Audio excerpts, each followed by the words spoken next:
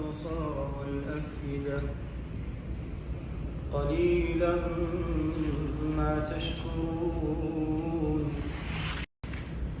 قل هو الذي ذرأكم في الأرض وإليه تحشرون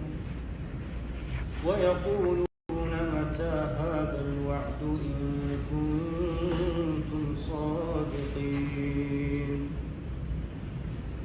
قل إنما العلم عند الله وإنما أنا نذير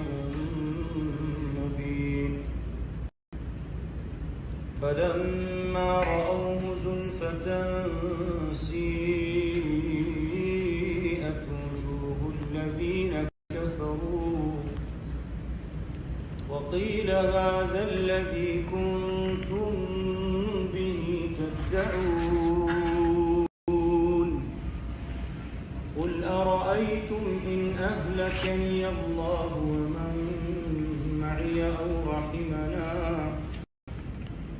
فمن يجير الكافرين من عذاب أليم قل هو الرحمن آمنا به وعليه توكلنا